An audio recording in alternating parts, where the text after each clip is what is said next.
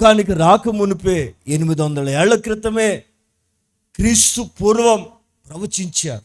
ఏంటది? సర్వ శరీరుల మీద నా ఆత్మని కుమ్మరించెదను. ఆమె ఆమె ప్రియులారా, బాగా ఆలకించ. ఎందుకు? ప్రభువు ప్రవచనాలు నెరవేర్చబడిన తరువాత నీకు వెళ్ళిపోతున్న జాగ్రత్త బాబాయ్ అంటలే.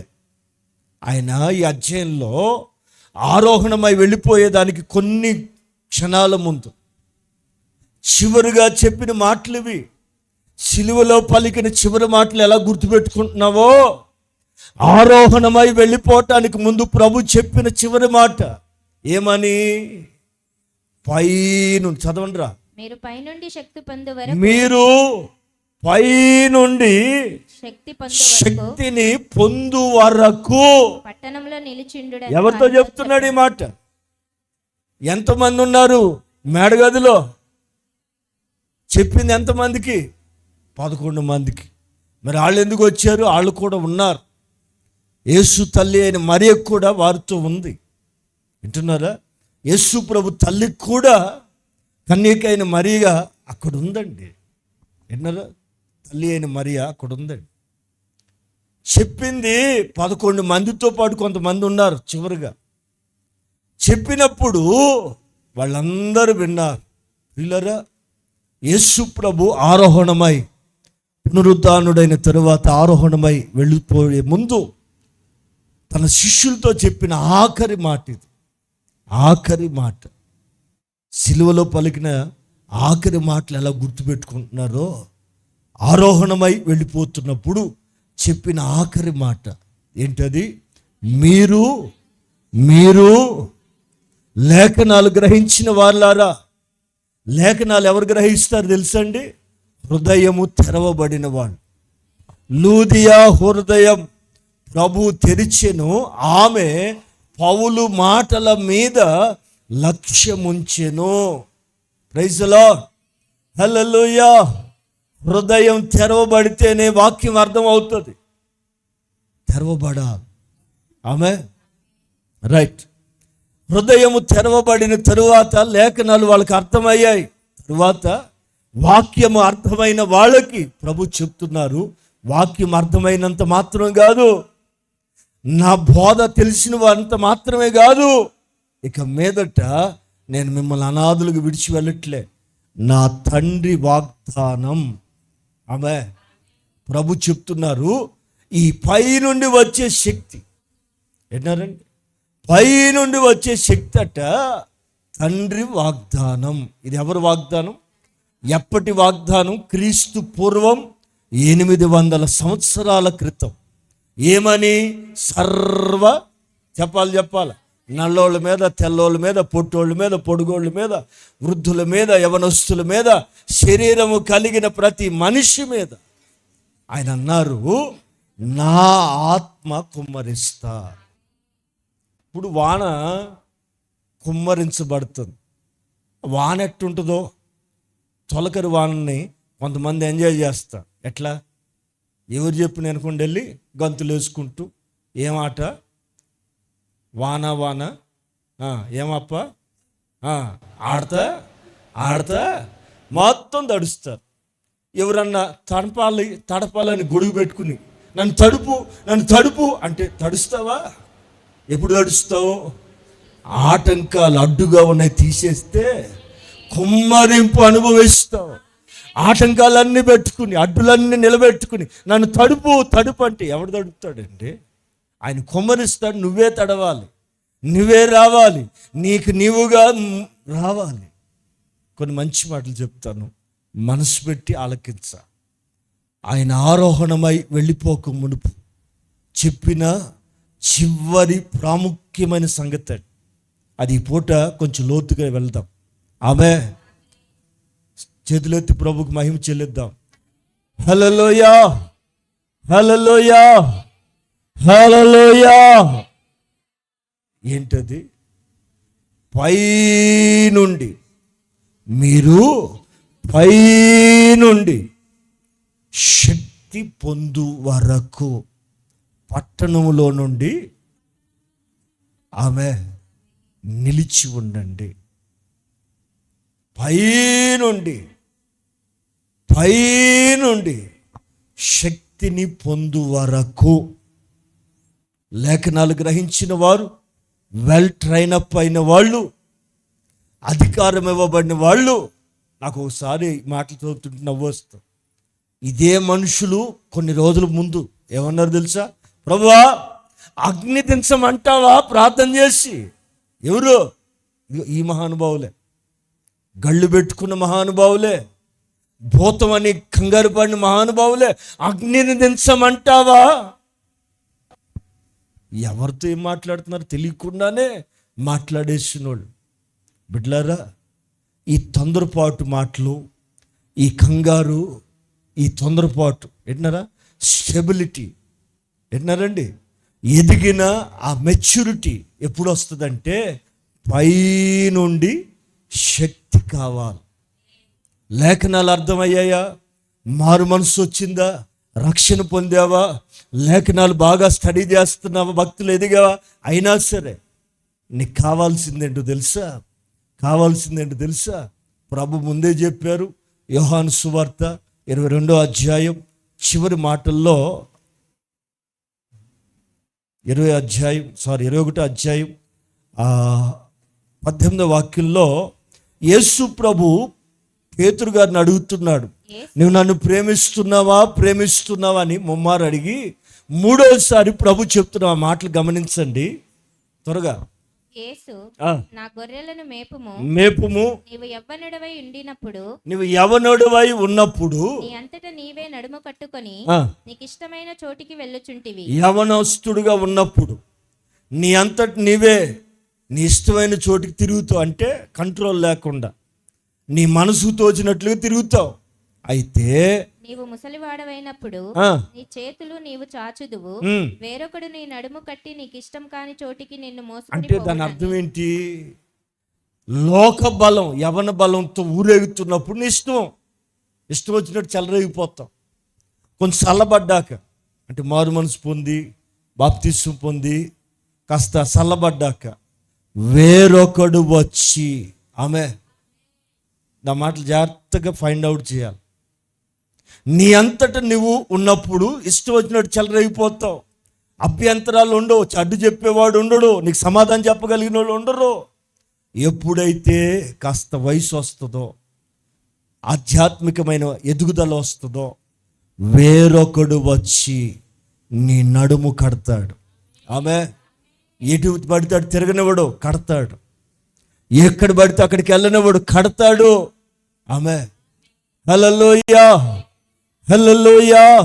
వేరొకడు వచ్చి నీ నడుము కట్టి నీకు ఇష్టం కాని చోటికి నిన్ను మోసుకొని పోవునని అది ఆయన తీసుకెళ్తాడు. హెచ్కేల్ దర్శనంలో చీలమండలం లోతు, తర్వాత మోకాలు లోతు, నడుము లోతు మునిగిన తరువాత ఇంతకీ ఎంతమంది కాలువల్లో దిగి ఉన్నారు? పల్లెటూరులో నీళ్లలోకి దిగిన ఎక్స్పీరియన్స్ ఉందా లేదా? ఆ స్విమ్మింగ్ పూల్ కూడా ఉన్నట్టు చూస్తారే, కాలంలో దిగారు కదా. మోకాలు లోతు వరకు అయితే నీ కంట్రోల్లో వరకు నిలబడగలుగుతావు. మొల లోతు నీళ్ళలోకి వెళ్ళినాక నీళ్ళు ఆగంటే ఆగుతావా నువ్వు? ఆ ఎటు తోస్తే చెప్పాలా, ఆ నీళ్ళ ప్రవాహం ఎటుంటే ఇక్కడ దాకా వచ్చింది అనుకో, ఏసు రక్తం చేయం, ఇక నువ్వు తప్పకుండా ఈత రాకపోయినా కింద మీద అవ్వాలి. ఎట్నారండి? నింపబడే కొలది వేరొకడు వచ్చి తనకిష్టమైన చోటుకి నిన్ను మోసుకుని వెళ్ళిపోతాడు. నీ ఇష్టం ఉండదేక, అందుకు ఆత్మ అనుభవం కావాలని. వాక్యం తెలిసి ఉండొచ్చు కాక, చిన్నప్పటి నుంచి సండే స్కూల్కి వెళ్ళి ఉండొచ్చు కాక, ఈ రోజున అనేక మంది క్రైస్తవులు సెట్ రైట్ కాకలేకపోవటానికి కారణం ఏంటంటే ఆత్మ అనుభవం లేకండి. బిడ్లారా, ప్రభు అందుకే చెప్పా, ఈవెన్ ఒక సేవకుడైనా ఓ విశ్వాసికైనా అందరికీ కావాల్సింది ఏంటో తెలుసా? పైనుండి వచ్చే శక్తి. ఏం కావాలి? మనం ఏం పొందాలండి? పైనుండి వాగ్దానం చేసిన తండ్రి వాగ్దానం మనం పొందుకోవాలి. పొందు వరకు అంటే అర్థం ఏంటి? You should need compulsory. విన్నారండి? అది అందరికీ అత్యవసరం. పొందు వరకు పట్టణంలో నిలిచి ఉండాలి. ఆమె హల్లెలూయా, హల్లెలూయా. ఈ పూట మన ధ్యానాంశం ఏంటంటే పై నుండి వచ్చు శక్తి. ఏంటది? ఆమె హల్లెలూయా. ఇది మన అంశం. పొందు వరకు, రైట్? ఎందుకు పొందాలి? ఆ పై నుండి వచ్చే శక్తి వల్ల ఏంటి ప్రయోజనం? కొన్ని మాటలు చెప్తాను. అది యేసు ప్రభు నోట నుంచి విందాం. 14వ అధ్యాయం యోహాను సువార్త, త్వరగా 14వ అధ్యాయం 16వ వాక్యం, త్వరగా. నేను తండ్రిని వేడుకొందును, మీ యొద్ద ఎల్లప్పుడూ నుండుటకై ఆయన వేరొక ఆదరణకర్తను అనగా సత్య స్వరూపియగా ఆత్మను మీకు అనుగ్రహించు. ఎల్లప్పుడూ ఉండుటకై. ఎందుకు ఈ శక్తి? అప్పుడప్పుడు వచ్చేది కాదు, ఏదో ఆదివారం వచ్చి అలా పలకరిచ్చేది కాదు. అర్థమవుతుందండి? పై నుండి వచ్చే శక్తి మీ దగ్గర ఎల్లప్పుడూ ఉండాల. ఆమె ప్రైజ్ ది లార్డ్, హల్లెలూయా. ఎల్లప్పుడూ ఉండుటకై నేను తండ్రిని వేడుకుంటా, నేను వేడుకుని పంపిస్తా. ఏంటంటే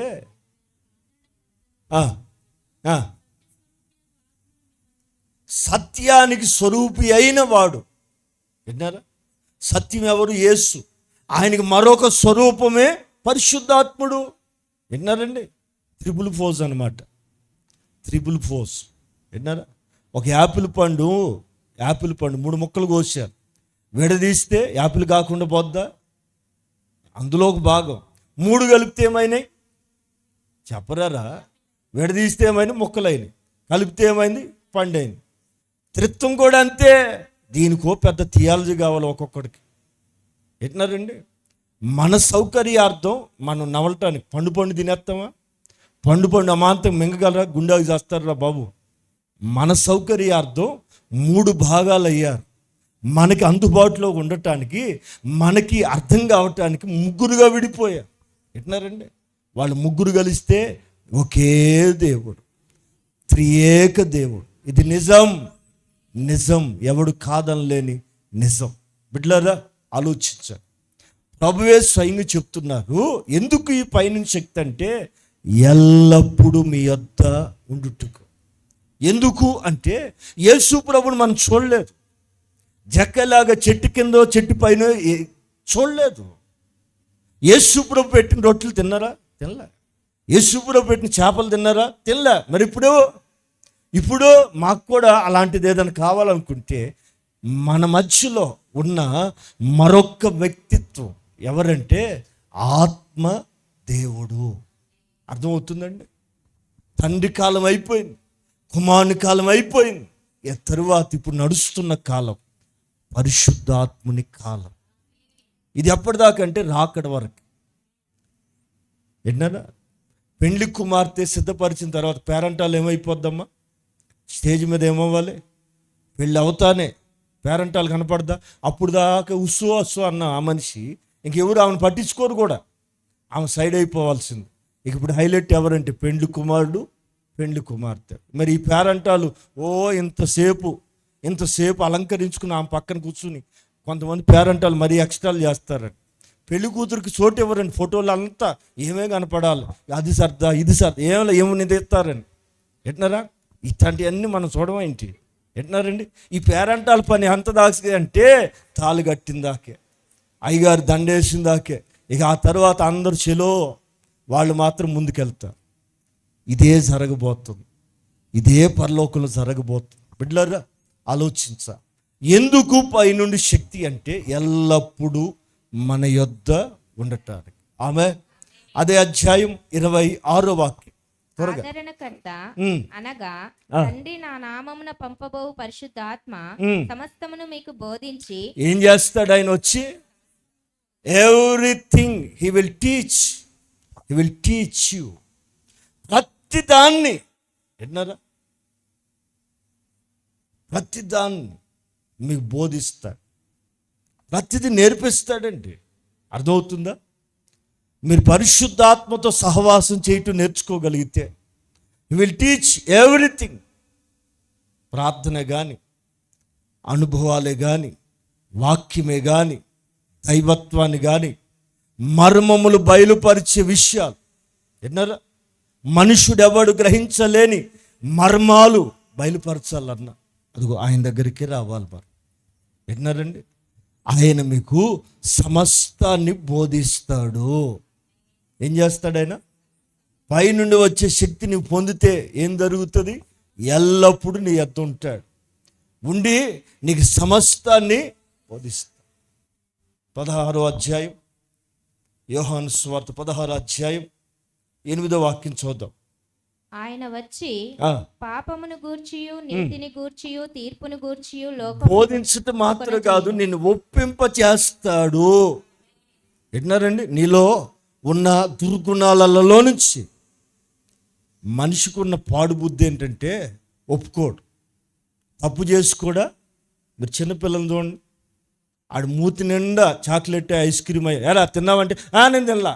మరి నీ మూతికి ఉందరా? ఒప్పుకోడండి పిల్లలు. మీరు చూడండి, తినొద్దన్నా తిన్నావంటే నేను తినలా, నువ్వు నేను చేయలా. ఎవరు నేర్పారు ఆడికి? ఆదాము నేర్పాడు. బై బ్లడ్ నేచర్ ఏంటండి? అబద్ధం ఈజీగా మాట్లాడేస్తారు. విన్నారా? చేసి కూడా చేయలేదంటాడు మనిషి నైజం అది. అయితే నీకు నిజం చెప్పునా, ఎవడు ఒప్పించలేడు. కానీ ఆయన కనుక మనలోకి వస్తే నీ అంతటి నీవే వద్దన్నా కూడా. ఏమండి? మీరు కయ్యూని అడిగాడు, ఎరా నీ తమ్ముడు హేబేలు ఎక్కడంటే ఆడేమన్నాడు? అమ్మో నీ దగ్గర పరాచకాలు అయ్యా, నేనే చంపేశాను బాబా, ఏదో కోపంలో అయిపోయిందయ్యా క్షమించి అంటలా. నేనేమన్నాడు? కాపలానా? నాకు తెలీదు అంటే ఎవరితో ఏం చెప్తున్నాడండి వీడు? అంటే లోపల ఏం పని చేయట్లా, కాన్షియస్ లేదు, మనస్సాక్షి లేదు ఆడికి. నేను ఆడికైనా కాపలానా? నాకు తెలీదా? ఆయన తెలీదా? రేయ్, నీ తమ్ముని రక్తం భూమిలో నుంచి మొరపెడుతుంది, ఏం చేసావు? అవునయ్యా, అవునా? పో, దేశ దిమ్మరవైపోతావు. రక్త సంబంధిని రక్తం కళ్ళ చూస్తావంటరా? నువ్వెక్కడ అడుగు పెడితే అక్కడ నేల శపించబడుతుంది. పో. శపించబడిపోయాడు అంటే ఒప్పించబడలేదు కనుక నష్టపోయాడు. బిడ్డలారా, ఎప్పుడైతే పరిశుద్ధాత్మ నీలోనికి వస్తాడో నీలో ఉన్న లోపాలన్నీ కూడా ఒప్పింప చేస్తా. నీవు సరి చేసుకునేటట్లుగా ఆయన శక్తి నీకు సహాయం చేస్తుంది. ఆమె అదే 16వ అధ్యాయం 13వ వాక్యం. అయితే ఆయన అనగా సత్య స్వరూపి అయిన ఆత్మ వచ్చినప్పుడు మిమ్మల్ని సర్వ సత్యంలోనికి నడిపించును. ఆయన తానంతట తానే ఏమీ బోధింపక వేటిని వినునో వాటిని బోధించి సంభవింపబోవు సంగతులను మీకు తెలియజేయును. బోధించి విన్నారా? పైనుండి వచ్చిన ఆ శక్తి నీకు బోధిస్తాడు. మీకు ఇంకొక మాట కూడా చెప్తా. ఎఫెసీ పత్రిక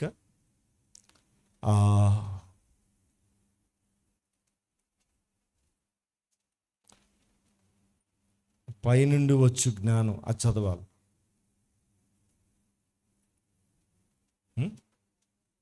యాకోబు పత్రిక 4వ అధ్యాయం 3వ అధ్యాయం 3:17. అయితే పైనుండి వచ్చు జ్ఞానం పైనుంచి బయలుపరచబడిన మాటలు అనగా జ్ఞానం. పైనుండి రివీల్ చేయబడుతున్న ప్రతి మాట, పరలోకం నుండి పంపబడుతున్న ప్రతి మాట మనకి జ్ఞానం. అదిగో ఆ పైనుండి వచ్చిన ఆ జ్ఞానం మొట్టమొదట పవిత్రమైనది, తరువాత సమాధానకరమైనది, మృదువైనది, సులభముగా లోబడునది, కనికరముతోనూ మంచి ఫలములతోనూ నిండుకొనినది, పక్షపాతమైనను వేషధారణ అయినను లేనిదేయున్నది ఉన్నది. నీతి ఫలము సమాధానం చేయు వారికి సమాధానమందు విత్తబడును. ఆమేన్. ప్రియులారా, ఈ పై నుండి వచ్చే శక్తితో కూడిన జ్ఞానం మృదువుగాను సమాధానకరముగాను పవిత్రమైనదిగాను త్వరగా సులభంగా లోబడినట్లుగా నీ యాటిట్యూడ్ అంతటిని ప్రభావితం చేస్తారు. ఒకప్పుడు కోపిష్ఠులై ఉండొచ్చు, ఒకప్పుడు ఎవరిని లెక్క చేయని మనిషి కావచ్చు. ఈరోజు మందాకెందుకు? ఒకప్పుడు సౌలు మత ప్రవిష్టుడు, మత పెచ్చగలిగిన వాడు. అలాంటి వాడు ఎప్పుడైతే ఆత్మచేత నింపబడ్డాడో మిక్కిలి అల్పుడైపోయాడు. ఇంతకీ సౌలు అంటే అర్థం ఏంటి తెలుసా? పెద్దవాడు. పౌలు అయ్యాడు. పౌలు అంటే అర్థం ఏంటో తెలుసా? చిన్నవాడు అర్థం. సౌలు అంటే పెద్దవాడు, మతంలో పెద్దోడు. ఎప్పుడైతే ప్రభు పట్టుకున్న తర్వాత పౌలు అయ్యాడో అర్థం, పౌలు అంటే అర్థం ఏంటో తెలిసినా చిన్నవాడైపోయాడు. ఆమె యాటిట్యూడ్ మారిపోతాడు. బిడ్డలారా, పైనుండి వచ్చే శక్తికి అంత ప్రభావం ఉందండి. ఆమె హల్లెలూయా. సో ఇంకో 2 మాటలు చెప్పి ముగిస్తాను, బాగా ఆలకించాలి. రోమపత్రిక 8వ అధ్యాయం 9వ వాక్యం ఒకసారి చదువుదాం. 8వ అధ్యాయం. దేవుని ఆత్మ మీలో నివసించుచున్న ఎడల అండర్లైన్, మీరు ఆత్మ స్వభావం గలవారే గాని శరీర స్వభావం గలవారు కారు. ఎవడైనా చాలు నివసించాలి. అప్పుడప్పుడు వచ్చి వెళ్ళటం కాదు. విన్నారండి? నివసించాలి, ఎప్పుడు నీటిలో ఉండాలి. అందుకే ప్రభు ఖచ్చితంగా చెప్తున్నాడు అపోస్తులకి, మీరు ఎంత ట్రైనింగ్ అయినా, ఎంత తర్ఫీదు పొంది ఉన్నా కూడా మీకు కావాల్సింది ఏంటంటే ఆత్మ అభిషేకం, అనగా పైనుండి దిగి వచ్చే శక్తిని మీరు పొందాలి. ఆమె అపోస్తులకి చెప్పాడు, అక్కడున్న స్త్రీలకి చెప్పారు. కనుకనే ఓ సేవకుడైనా విశ్వాస అయినా ప్రభు సంగతులు మనకు తెలియాలంటే, విన్నారా, ఆత్మ సంగతులు తెలియాలంటే ఆత్మ అభిషేకం కావాలి. అందుకే ఇక్కడ పౌలు గారు ఏమంటున్నాడు 9వ వాక్యంలో, మృతుల్లో చదవరా, దేవుని ఆత్మ మీలో నివసించి ఉన్న ఎడల, విన్నారండి, మీరు పొంది ఉన్నట్లయితే నివసించి ఉన్న ఎడల మీరు ఆత్మ స్వభావం గలవారే గాని శరీర స్వభావం గలవారు కారు. Praise the lord. చదువురా. ఎవడైనను క్రీస్తు ఆత్మ లేని వాడైతే వాడు ఆయన వాడు కాడు. క్రీస్తు ఆత్మ కనుక నువ్వు పొందుకోకపోతే, అక్కడ చాలా స్పష్టంగా రాసింది, నీవు ఆయన వ్యక్తిగా పరిగణించబడవు. ఆత్మకి మనకి రక్షణ పొందిన నీకు అంత దగ్గర రిలేషన్ ఉందండి. కేవలం బాప్తిస్మం వరకు వస్తే చాలదు, ఇంకా రావాలి, ఇంకా లోతుకి వెళ్ళాలి. బాప్తిస్మం అనేది శిశువుగా పుట్టావు, అర్థమైందా? అప్పుడే సంఘం నేను కంది, శిశువుగా పుట్టావు, నువ్వు ఎదగాలి, ఇంకా నేర్చుకోవాలి, నడక నేర్చుకోవాలి, మాట నేర్చుకోవాలి, తినటం నేర్చుకోవాలి. ఇదిగో నేర్పేవాడెవరో తెలుసా? ఇప్పుడు నేను కొన్ని చెప్తాను, మరికొంతమంది అన్ని చెప్పలేరుగా. అన్నిటినీ బోధించగలిగింది ఎవరు? పై నుండి దిగి వచ్చిన ఆత్మదేవుడు. మీకు సమస్తాన్ని బోధిస్తాడు, సమస్తాన్ని బయలుపరుస్తాడు, సర్వసత్యంలోనికి మిమ్మల్ని నడిపిస్తాడు. విన్నారండి? మీరు దేవుని ఆత్మ మీలో నివసించి ఉన్న ఎడల మీరు ఆత్మ స్వభావము కలవారే కానీ శరీర స్వభావం, అందుకే అంటాడు దేవుని ఆత్మ మీలో నివసించున్న ఎడల, ఎవడైనాను క్రీస్తు ఆత్మ లేని ఎడల వాడు ఆయన వాడు. ముందు చదువు. క్రీస్తు మీలోనున్న ఎడల మీ శరీరం పాప విషయమై మృతమైనది. మీలో ఉన్నట్లయితే మీ శరీరం పాపం విషయంలో మృతమైనది, చచ్చిపోద్ది, భయానికి చచ్చిపోద్ది. మీ ఆత్మ నీతి విషయమై జీవం కలిగి ఉన్నది. మీలో ఉన్న ఆత్మ నీతి విషయమై జీవము కలిగి ఉన్నది. నెక్స్ట్, మృతులలో నుండి యేసును లేపిన వాని ఆత్మ మీలో నివసించిన ఎడల, నివసించాలి. నివసించడం అంటే కాన్స్టెంట్గా ఉండటం, ఎల్లప్పుడూ ఉండటం. పాత నిబంధన చరిత్ర మీరు చదివితే అప్పుడప్పుడు వచ్చి వెళ్ళిపోయేవాడు, స్థిరంగా లేడు. ఎప్పుడైతే సంఘము 120 మంది చేత పెంతెకోస్తు పండుగ నాడు కట్టబడిందో ఆనాడు దిగి వచ్చాడు పరిశుద్ధాత్ముడు. ఆ రోజు నుంచి భూమి మీద నివసిస్తూనే ఉన్నాడు.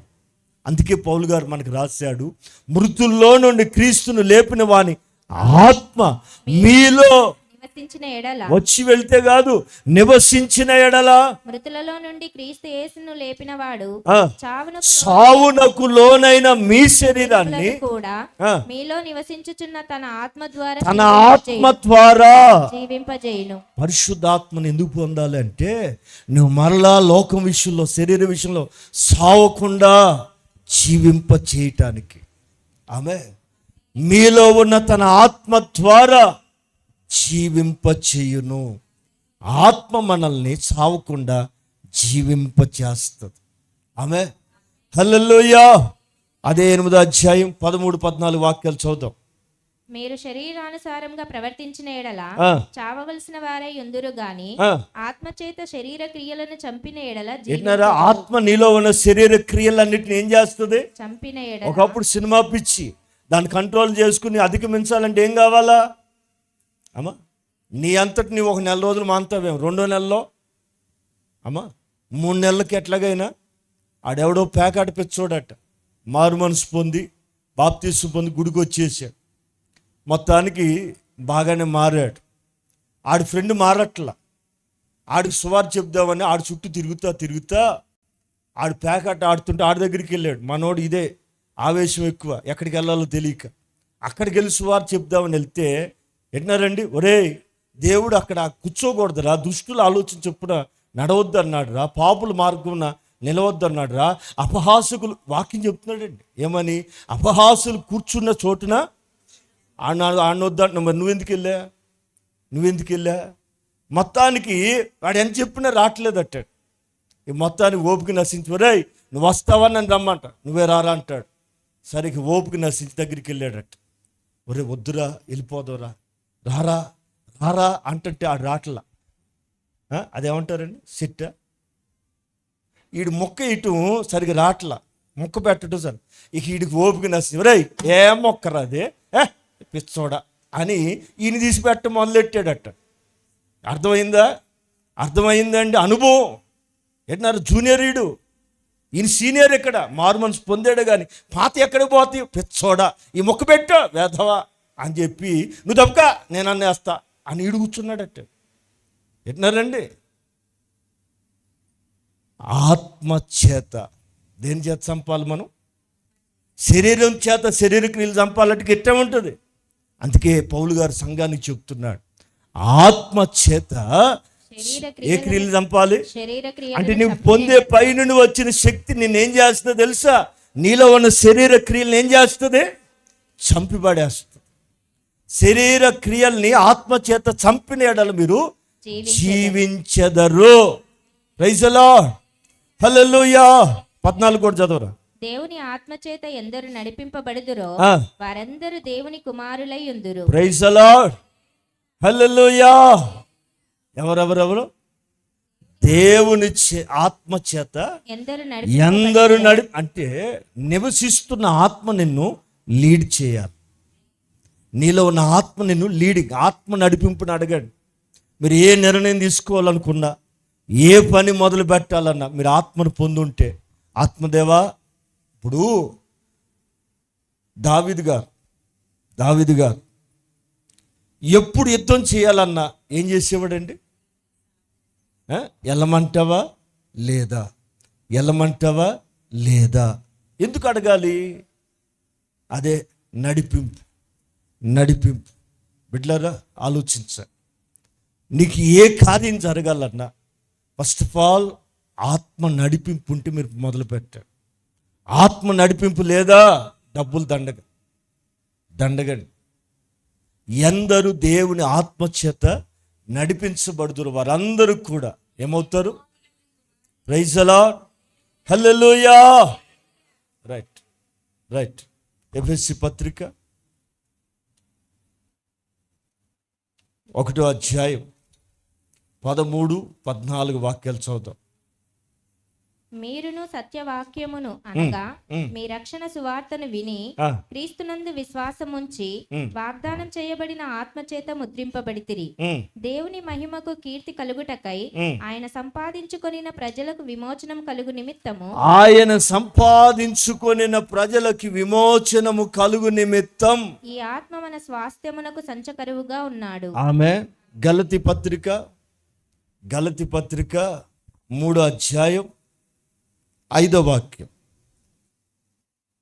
ఆత్మను మీకు అనుగ్రహించి ఆ, మీలో అద్భుతములు చేయించువాడు ఆ, ధర్మశాస్త్ర సంబంధ క్రియల వలననా లేక విశ్వాసంతో వినుట వలననా చేయించుచున్నాడు. Praise the lord.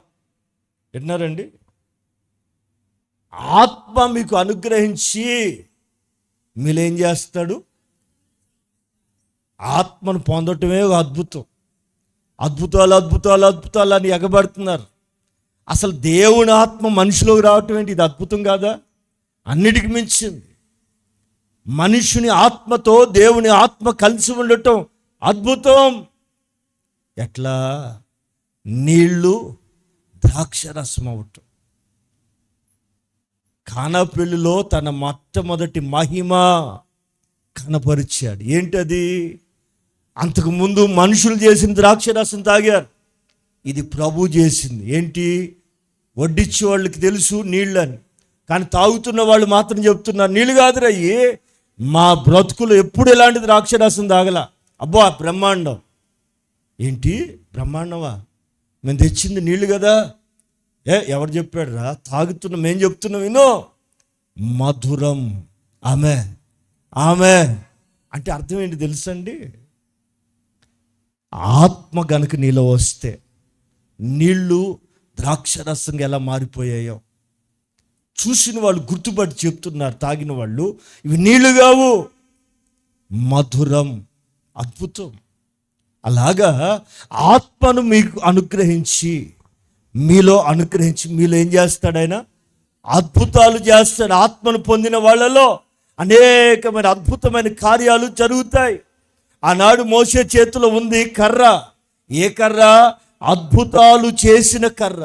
ఈరోజు చేతి కర్ర కాదు, ఆత్మదేవుడే నీలో ఉండి నీకు అనుగ్రహించి నీలో ఏం చేస్తున్నాడు? అద్భుతమైన కార్యాలు.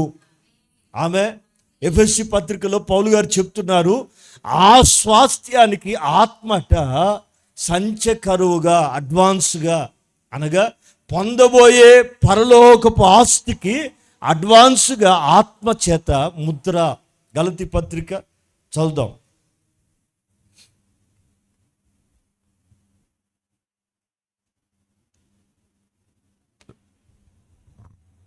గలతీ పత్రిక లేదా ఎఫెసీ పత్రిక,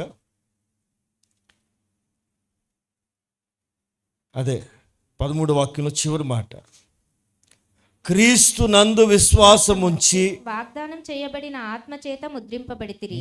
సీల్డ్, ఒక ముద్ర. ఆత్మ అనుభవం అనేది పొందిన రక్షణకి, నిశ్చయానికి విన్నారా? ముద్ర. ఇప్పుడు ఎట్లా చెప్పాలి మీకు? ముద్ర.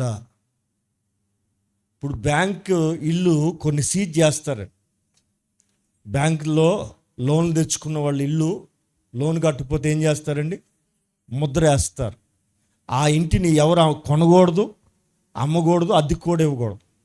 ఆ ప్రాపర్టీ మీద రాసి ఏం చేస్తారు? సీలేసి ముద్ర వేస్తారు.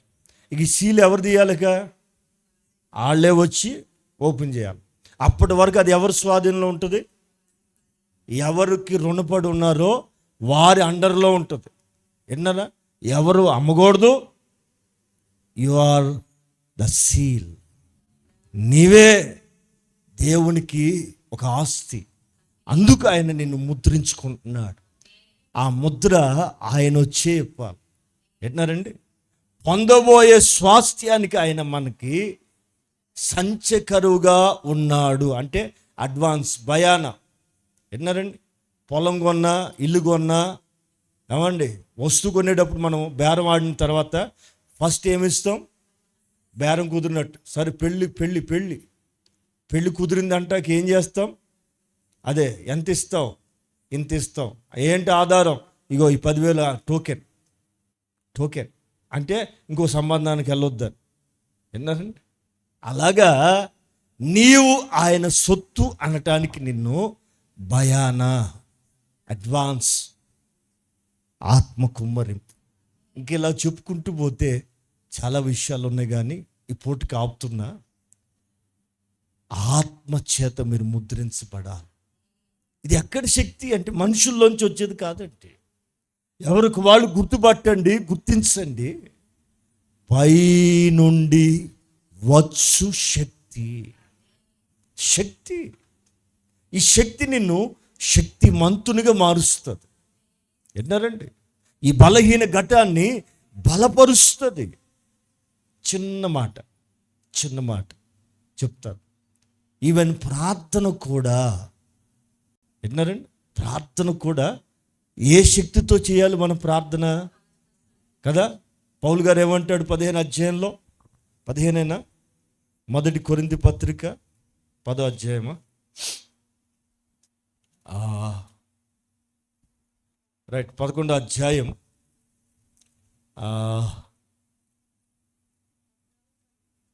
14 చదువురా. కాబట్టి ఆత్మతో ప్రార్థన చేతును, మనసుతోనూ ప్రార్థన అది చేతును. కొరింథీ మొదటి పత్రిక 14వ అధ్యాయం 15 వాక్యాన్ని చదువుతున్నారు, లేదంటే 12 నుంచి చదువురా. మీరు ఆత్మ సంబంధమైన వరముల విషయమై ఆసక్తి గలవారు గనుక సంగమునకు క్షేమాభివృద్ధి కలుగు నిమిత్తము అవి మీకు విస్తరించే ప్రయత్నం చేయండి. మీకు ఏ ఆసక్తి ఉండాలా? ఆస్తుల ఆసక్తిగా. ఈ మందిరానికి వెళ్ళి ఏం సంపాదించావు అని అన్నారు అనుకోండి, ఎవరన్నా అడుగుతారు, కొంతమంది తిక్కలోళ్ళు అడుగుతుంటారు. మందిరాలకు వెళ్ళేది సమర్పించుకునేదానికా, సంపాదించుకునేదానికా? అమ్మా, మనల్ని మనం దేవునికి సమర్పించుకునేదానికి. అంతేగాని ఆ మందిరానికి వెళ్ళే ఏం సంపాదించుకున్నామంటే, మేము మందిరానికి వెళ్ళే సంపాదించుకోవటానికి కాదు బాబు, ప్రభువుని సంపాదించుకున్నాం, అదే చాలు అని చెప్పాలి. ఆమె ఈ కొరింథీ సంఘం అట్ట పౌలు గారు అంటాడు, ఆత్మ సంబంధమైన వరముల విషయంలో ఆసక్తి కలిగిన వారు గనుక అవి మీకు కలిగి విస్తరించునుగాక. ఏ విషయంలో? 13 భాషతో మాట్లాడువాడు అర్థం చెప్పు శక్తి కలుగుటకై ప్రార్థన చేయవలెను. నేను భాషతో ప్రార్థన చేసిన ఎడల నా ఆత్మ ప్రార్థన చెయ్యునుగా. భాషలతో ప్రార్థన చేస్తే ఎవరు ప్రార్థన చేసినట్టు తెలుసునా? నీలో ఉన్న ఆత్మ దేవుడు మాట్లాడుతున్నట్టు. విన్నారా? ఆత్మ ప్రార్థన చేయను గాని మనస్సు బలభరితంగా ఉండదు. కాబట్టి ఆత్మతో ప్రార్థన చేతును, మనసుతోనూ ప్రార్థన చేతును. ఆమె ఆత్మతో పాడుదును, మనసుతోనూ పాడుదును. Praise the lord. ప్రార్థన. యూదా కూడా అదే మాట రాస్తాడు. యూదా పత్రిక 22వ వాక్యం, ప్రకటన గ్రంథానికి ముందు 20-21 కలిసి ఉన్నాయి, చదువుదాం. ప్రియులారా, మీరు విశ్వసించు అతి పరిశుద్ధమైన దాని మీద మిమ్మును మీరు కట్టుకొనుచు పరిశుద్ధాత్మలో ప్రార్థన చేయుచు నిత్య జీవార్థమైన మన ప్రభువగు యేసుక్రీస్తు కనికరం కొరకు కనిపెట్టుచు దేవుని ప్రేమలో నిలుచున్నట్లు కాచుకొని ఉండుడి. సందేహపడు వారి మీద మీరు విశ్వసించు అతి పరిశుద్ధమైన దాని మీద మిమ్మల్ని మీరు కట్టుకొనుచు. ఎట్లా ప్రార్థన చేయాలట? పరిశుద్ధాత్మలో, అంటే అనుభవం కలిగి ఆత్మ అనుభవంతో ప్రార్థన చేయాలి. ఈవెన్ ప్రార్థన కూడా ఆత్మ ప్రార్థన చేయాలి. విన్నారా? రోమాపత్రికలో పౌలు గారు కూడా 8:28 అటువలే ఆత్మ కూడా, చదవండి 8వ అధ్యాయం 26. అటువలే ఆత్మయు మన బలహీనతను చూచి సహాయం చేయుచున్నాడు. ఎట్నారా? ఆత్మదేవుడట మన ప్రార్థనకి మనకు తెలియదు. ఎట్నారా? యుక్తమైన ప్రార్థన అంటే అవసరమైన ప్రార్థన, అనవసరం గంటసేపు చేసేదానికంటే ఆత్మదేవుడు చెప్పినట్లుగా. ఎట్నారండి? యుక్తముగా ఎలాగూ ప్రార్థన చేయాలో మనకు తెలియదు. ఉచ్చరింప శక్యం కాని మూలుగులతో ఆ ఆత్మ తానే మన పక్షంగా విజ్ఞాపనం చేయుచున్నాడు. ఆమేన్. ఎట్లాంటి ప్రార్థన? మూలుగుల ప్రార్థన. మన నోటితో పలకలేని ఆ ఒక మాట. ఇందు మూలంగా మనకు తెలియవచ్చిన ఫలితార్థం ఏంటి? ఇప్పుడు దాకా ఇంతవరకు విన్నాం కదా, ఏం అర్థమైంది అమ్మా? ఏదో గుడికి వెళ్తున్నావు కాదు, కొత్త బైబిల్ని అలగకుండా కాపాడుకుంటున్నావు కాదు, నువ్వేం సంపాదించుకున్నావు? రక్షణ పొందిన తర్వాత ఏం సంపాదించుకున్నావు? పెళ్ళైనావని అంటారు అమ్మా, వెంటనే ఇక 6 నెలల నుంచి మొదలెడతారు బాబా. ఒకవేళ కానీ కాయో పండు అవ్వలేదు అనుకో, యేసు రక్తం జయం, వాళ్ళ బాధ ఎంత అంతక్క. మరి రక్షించబడ్డావు కదా, ఫలాలేయి, వరాలేయి. నా దేవుడు కూడా అదే అడుగుతున్నాడు. రక్షణ పొందావు, ప్రభులో పుట్టావు, ఏది ఆ ఎదుగుదలకు తగిన మార్పులేవి, ఆ సూచనలేవి? అందుకే ప్రభు అంటున్నాడు. ఈవెన్ మనమేముంది, అపోస్తులు కూడా పడిపోయారు. అపోస్తులు కూడా బలహీనమైన మాటలే మాట్లాడారు. ఎప్పుడైతే వేరొకడు వచ్చి నడుము కట్టాడో ఆమె తన ఇష్టమైన చోటుకి ఆయన నడిపించటం మొదలు పెడతారు. అందుకు అభిషేకం కావాలి, అందుకు ఆత్మ అనుభవం మీకు కావాలి. దేవుని బిడ్డలారా, సంఘాల్లో ఈ రోజున ఆత్మను గురించి చెప్పేవాళ్ళు లేరు. అద్భుతాల గురించి చెప్తున్నారు, స్వస్థతల గురించి చెప్తున్నారు, ఆశీర్వాదాలు. ఓరే నాయన, నా దేవుడు భూ సంబంధమైన వాటి కొరకు రాలే. ఇదిగో తానున్న చోటున నీవు కూడా ఉండటానికే నిలువెల్ల నలుగు కొట్టబడ్డాడు. అందుకే ఆయన ఆరోహణమై వెళ్ళిపోతున్న క్షణాన చివరిగా చెప్తున్నాడు, పైనుండి శక్తిని పొందు వరకు పట్టణంలో నిలిచి ఉందురుగాక. పైనుండి శక్తి మిమ్మల్ని ఆవరించి సర్వసత్యములోనికి నడిపించునుగాక. దేవుడు తన పరిశుద్ధ లేఖనాల్ని మీ వినికిడిలో ఫలింప చేయునుగాక. ఆమేన్.